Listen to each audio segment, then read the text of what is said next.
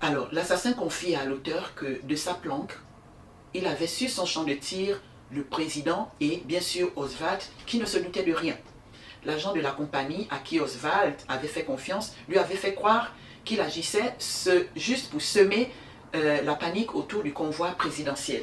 Et ça pourquoi? Parce que ils expliquent qu'en général, ces hommes politiques font toujours des difficultés, n'écoutent pas ce qu'on leur dit quand il s'agit de prendre des mesures pour leur sécurité. Et notamment, le président JFK ce jour-là ne voulait pas avoir une voiture toute fermée. Il tenait à avoir cette décapotable parce que c'était un président, comme vous avez écouté le guide, il aimait le peuple, il aimait être proche du peuple, c'était un jeune couple avec sa femme, un couple glamour, un jeune président. Voilà, il savait qu'il était aimé par le peuple, donc il aimait ce rapport très proche avec le peuple. Raison pour laquelle il n'avait pas voulu avoir une voiture couverte. Et on avait expliqué à Oswald que c'était juste pour s'aimer la panique autour du combat présidentiel, ce qui amènerait le président à cesser de s'exposer comme il aimait le faire. Le mercenaire dit donc à M.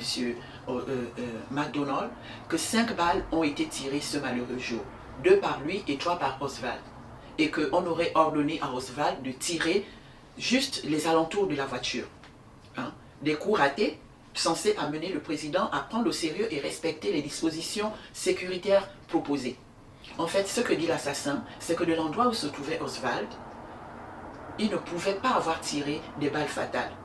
Oswald ne pouvait pas avoir tiré des balles fatales de l'endroit où il se trouvait. De même, il n'avait pas de tir venant du soi-disant Grassy Knoll, pas de tir au-devant de la voiture non plus, comme l'a affirmé le rapport Warren.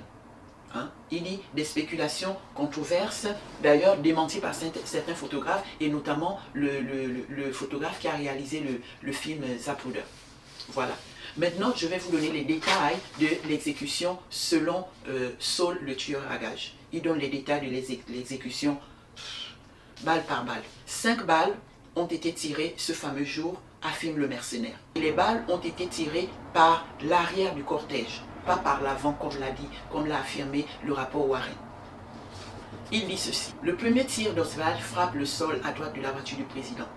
Le deuxième tir fut le premier tir du tueur qui pénètre le milieu du dos du président et ressort par sa gorge et sans briser un os, va terminer sa course dans les côtes du gouverneur du Texas, M. John Bowden Connally. Vous avez bien compris. Le premier tir d'Oswald frappe le sol à droite de la voiture du président. Le deuxième tir est le premier tir du tueur. Ce premier tir du tueur pénètre le milieu du dos du président, ressort par sa gorge et sans briser un os, va terminer sa course dans les côtes du gouverneur du Texas, M. John Bowden Connally, causant de sévères dégâts de sa cavité pulmonaire. Les fragments de la balle frappèrent le poignet et pénétrèrent la cuisse du gouverneur. Le troisième tir, donc le deuxième de l'assassin, atteint le derrière de la tête du président, éclatant tout le côté droit. Le quatrième tir, qui est le deuxième tir d'Oswald, alla échouer sur le trottoir à l'extrémité droite de la rue. L'assassin dit l'avoir vu toucher le sol. Le cinquième tir, donc le troisième tir d'Oswald, le tueur dit n'avoir pas vu sa direction car occupé à attendre la réaction des services secrets du président JFK et à se demander s'il devait lui anticiper les choses. C'est-à-dire descendre Oswald comme convenu avec son interlocuteur, au cas où les services secrets ne réagiraient pas.